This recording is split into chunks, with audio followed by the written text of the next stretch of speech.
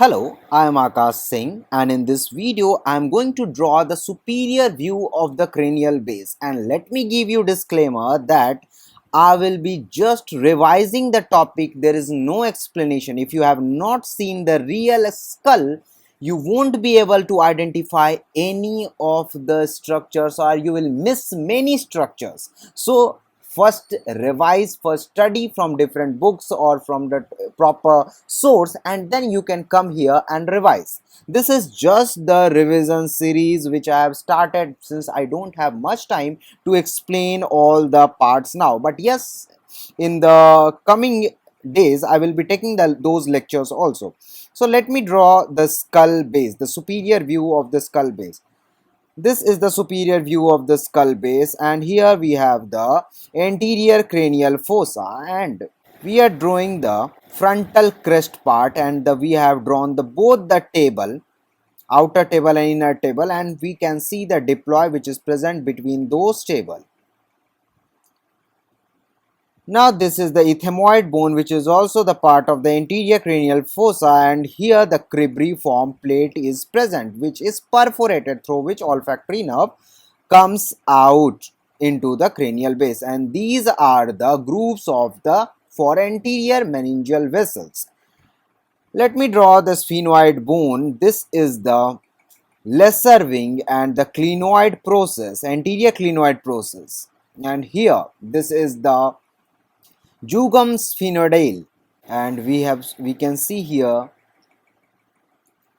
the hypophyseal fossa and the posterior dorsum sella and posterior clinoid fossa, which I will mark now after making the full diagram.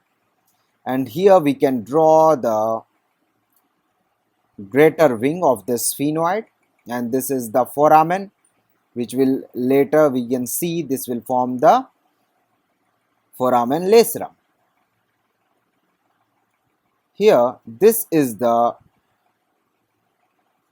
temporal bone and the petrous part of the temporal bone, and this is the sphenoid part of the squamous part of the temporal bone, and this is the petrous part of the temporal bone, as you can see here. And here the parietal bone, which in this view we don't get much view of the parietal bone. And then we will draw the occipital bone. This is the occipital bone. We have different structures in the occipital bone. You can see the grooves of the sagittal sinus, groove for superior sagittal sinus, and then here we have the internal occipital protuberance. Yeah, this is the structures which you can see here, the grooves for transverse sinus. Then here, which I am drawing now, this is the internal occipital protuberance, the center part. And here we complete, and this is the transverse sinus. We can see the grooves of the transverse sinus. Both the superior group of superior sagittal sinus and transverse sinus is present here. And this is the crest, occipital crest, and then we can also see the occipital sinus here, and this is the foramen magnum which I am drawing. Let me draw it properly. Yes, we can see the condyle also. This is the condyle part. Now let me mark all the things which has been explained now, or which has been dictated by me now. See, this is the anterior cranial fossa, in which we can see the grooves for superior sagittal sinus in frontal bone, and this is the frontal crest, and here we can see the groove for anterior meningeal vessel, and this is the foramen cecum. Most of the time it is a blind canal, that is, it has only single opening, but yes, it can have. This is the superior surface of the orbit now, and then this is the ethymoid bone, and the structure which is marked here is the crest of the, or crista galli.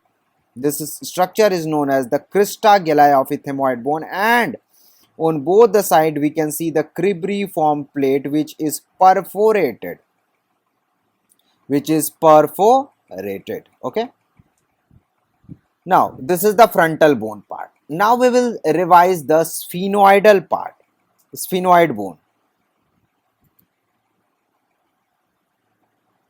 And this part, this is the lesser wing, and here we can see the anterior clinoid process. This is the process which is known as anterior clinoid process. And then this part, this groove, this is the prechiasmatic groove. This groove is known as prechiasmatic groove.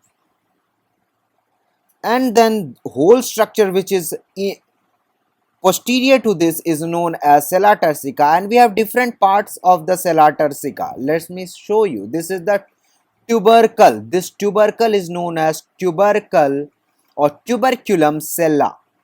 This is known as tuberculum sella. And then hypophyseal sella. This is known as hypophyseal sella. Pituitary part, a pituitary is present here, rest in this part. That is why it is known as hypophyseal sella, as pituitary is also known as hypophyseal gland. Then this part which is posterior to this hypophyseal fossa is known as a dorsum sella. Dorsum sella. And you can see the process once again. This is the posterior clinoid process. This is not posterior clinoid process. This both are posterior clinoid process. On the anterior we have anterior clinoid process and posterior clinoid process. So it looks like a bed which have 4 process, and 2 anterior clinoid process and posterior clinoid process. All these structure, tuberculum sella, hypophyseal sella, dorsum sella, posterior clinoid fossa is known as sella turcica, which is the part of the sphenoid bone. Which is the part of the sphenoid bone. Now let me remove all the parts of the sphenoid bone and mark the diagram or mark the parts of the temporal bone. Let me show you one more structure which is present on the side. This is known as the carotid groove. This groove is of interior carotid artery. This groove is of interior carotid artery. If you have seen the actual skull and actual animation in that, you can see how beautifully the internal carotid artery passes through this groove. And here this part is known as clavus. The structure, the clavus, it is the sloping which is formed by the sphenoid bone. The base part of the sphenoid or body of sphenoid and the occipital bone. This is clavus. Okay, it is formed by the sphenoid as well as the occipital bone. Now we will discuss the temporal bone. Let me rub all the structures here. Okay. So here we have the temporal bone, and the structure which is marked now with white is known as the squamous part of the temporal bone. This is the squamous part of temporal bone. Okay. And the remaining is the petrous part of temporal bone, which is wedged between the occipital and the sphenoid bone. Okay. Now we have the structures, different structures present here. This is the groove for superior petrosal sinus, inferior petrosal sinus, which you can see in the occipital bone. And here another groove. This is the groove for sigmoid sinus.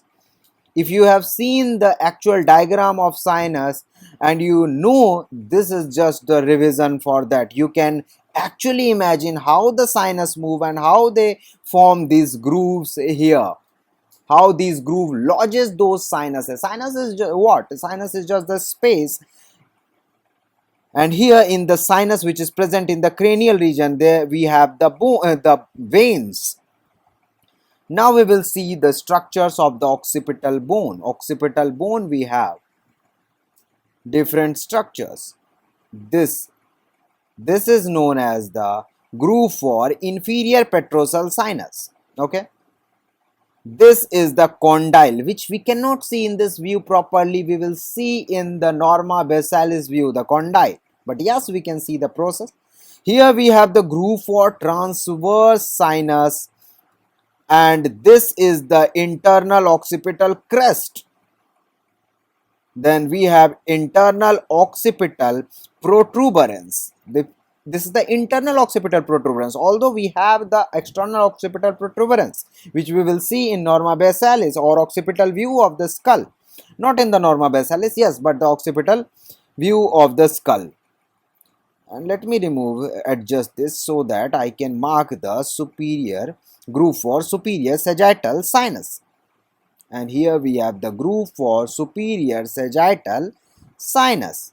Okay, so these are all the structures which we can see, and the major structures, main structures which we can see in the superior view of the cranial base. Let me divide these structure into anterior, middle and posterior cranial fossa.